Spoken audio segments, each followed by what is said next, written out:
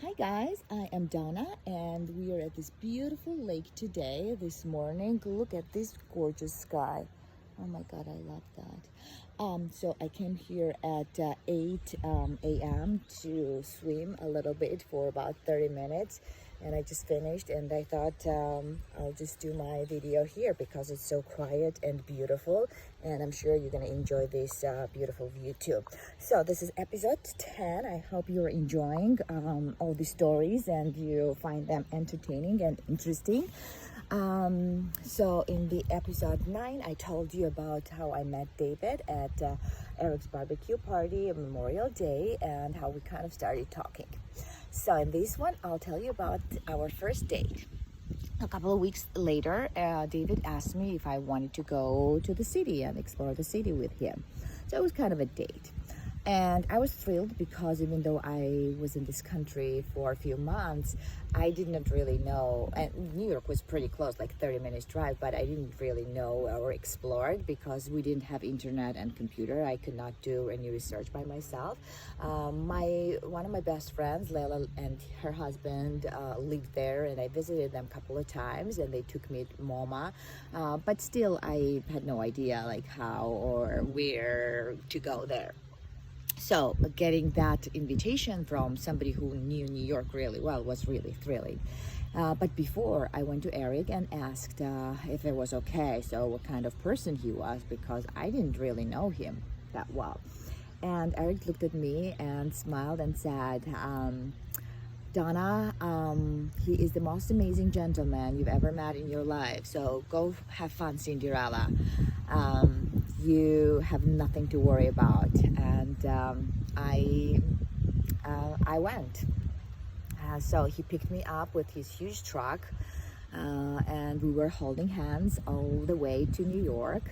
The first stop was this little museum of Nikolai Roerich, who was a Russian painter. I don't know, David probably still thought that Georgia and Russia was one country, and he thought that would make me thrill and appreciate that he took me there.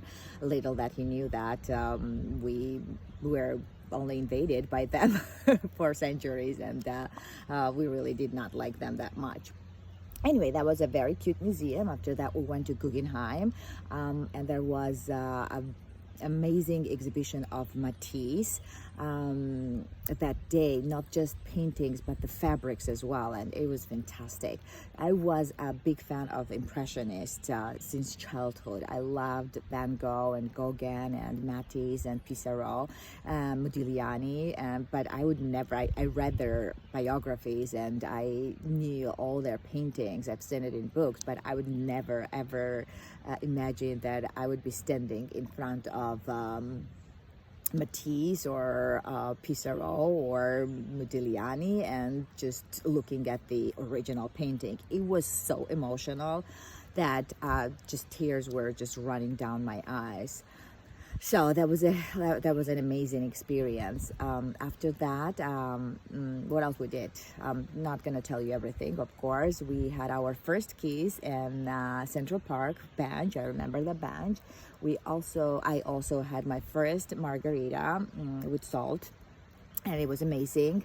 So that just loosened me up. So I was just, talking whatever was coming into my mind. I usually do, but when I get one drink, I'm like worse.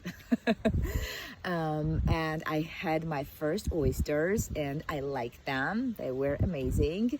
And at the end of the day, he just took me back home, and it was perfect. I was open to this relationship and I was enjoying every minute, even though I knew that my Cinderella courage would turn into the pumpkin in a couple of months, and I only had 2 months, and I had no other intentions other than being there at the moment, enjoy the moment, and be present, and just take advantage of this relationship and be happy.